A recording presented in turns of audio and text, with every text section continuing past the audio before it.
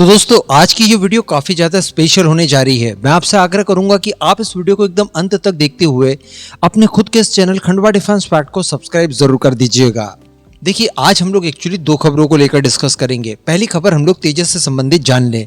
जैसा कि हम सभी लोग जानते हैं कि कल यानी 26 सितंबर को मिग-21 रिटायर हो जाएंगे और इन्हें फेयरवेल दिया जाएगा। अब इनके रिटायरमेंट के बाद में हम लोग समझ सकते हैं कि भारतीय वायुसेना की कंडीशन काफी ज्यादा गंभीर स्थिति तक आ जाएगी, क्योंकि अब तक की सबसे लोवेस्ट स्क्वाड्रन स्ट्रेंथ तक हम लोग पहुंच जाएंगे, जबकि हमें कई गुना ज्यादा स्क्वाड्रन स्ट्रेंथ इससे चाहिए। जैसा कि हम लोगों के पास इस समय लगभग 29 स्क्वाड्रन में फाइटर जेट्स बचेंगे, जबकि हमें एटलीस्ट 40 स्क्वाड्रन में जेट्स की आवश्यकता होगी। इनकी भरपाई के लिए हम जानते हैं कि 97 तेजस मार्क 1A का ऑर्डर दिया जाना है, लेकिन वो कब दिया जाएगा इसको लेकर खबर निकल कर आ रही है। आज ही मॉर्निंग में इस खबर को ब्रेक किया गया है और बताया जा रहा है कि आज ही यानी मिग-21 के रिटायरमेंट होने से ठीक एक दिन पहले 97 एडिशनल तेजस मार्क 1 का ऑर्डर दे दिया जाएगा। 66,500 करोड़ रुपयों का ये एक बहुत ही बड़ा कॉन्ट्रैक्ट होगा, जो कि अब तक किसी भी स्वदेशी प्रोजेक्ट के लिए सबसे बड़ा माना जाएगा। तो 83 तेजस मार्क 1A पहले ऑर्डर दिए जा चुके हैं 97 ये, तो टोटल मिलाकर 200 की संख्या में तेजस मार्क 1A भारतीय एयरफोर्स में शामिल होने जा रहे हैं।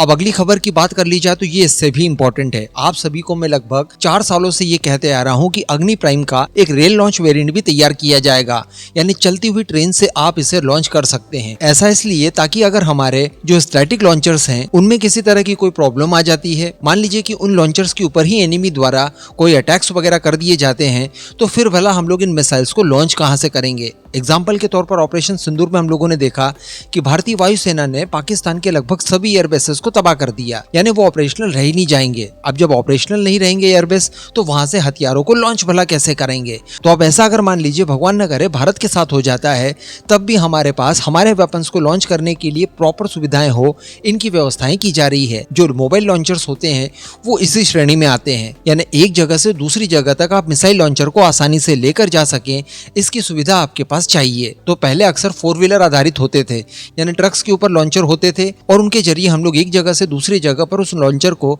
आसानी से मूव कर सकते थे और फिर मिसाइलों को टारगेट कर सकते थे। इसका एक और फायदा मिलता है कि दुश्मन के ऊपर आप इसके जरिए सरप्राइज अटैक कर सकते हैं। उसे पता नहीं होगा कि आप इस समय कहां हैं और कहां से इसे लॉन्च कर रहे हैं। लेकिन इसी तरह का एक लॉन्चर ट्रेन के साथ भी इंटीग्रेट करके वहां से मिसाइलों को लॉन्च किया जाता है और भारत का यही प्रयास था कि हम लोग ट्रेन के माध्यम से भी अपनी मिसाइलों को लॉन्च कर सकें। अब इसी को लेकर मैं आपको बता दूं कि कुछ ही घंटों पहले भारत की स्ट्रेटेजिक फोर्स कमांड ने DRDO द्वारा तैयार की गई अग्नि प्राइम मिसाइल का पहला ऐसा टेस्ट किया है जो कि रेल मोबाइल लॉन्चर से हुआ है। जी हाँ, स्क्रीन पर आपने इससे संबंधित वीडियो देख लिया।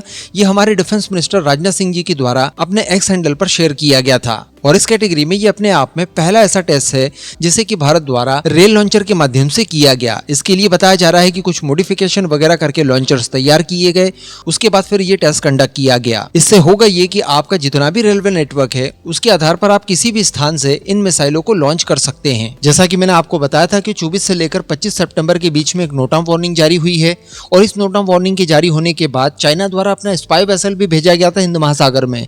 इस खबर को मैंने आपको कल ही दी थी। पहले स्पेकुलेशन ये बताया जा रहा था कि इस दौरान किसी हाइपरसोनिक एंटीशिप मिसाइल का परीक्षण किया जा सकता है, लेकिन यहाँ पर अग्नि प्राइम रेल मोबाइल लॉन्चर से इसका टेस्ट करके एक्चुअली इन्होंने हमें सरप्राइज कर दिया है। साथ ही द टाइम्स ऑफ इंडिया की खबर में ये भी बताया गया है कि इस मिसाइल की टोटल रेंज 2000 किलोमीटर के आसपास है, जो कि एक बैलिस्टिक मिसाइल है। काफी कटिंग एज टेक्नोलॉजी के साथ हम लोगों ने इसे डेवलप किया है, नेक्स्ट जनरेशन आप कह सकते हैं। साथ ही ये 3 से लेकर 4 की संख्या में MIRV को भी कैरी करता है, यानी एक ही मिसाइल में 3 से लेकर 4 वॉरहेड आप इसके अंदर इंटीग्रेट कर सकते हैं और अलग अलग टारगेट्स को एक ही मिसाइल के जरिए निशाना बना सकते हैं। तो इस मिसाइल का परीक्षण होना यानी निश्चित तौर पर भारत को महाशक्तियों की रेस में और आगे ले जाने जैसा होगा। इस पूरे मुद्दे पर अब आपका क्या मानना है नीचे कमेंट करके जरूर बताइएगा।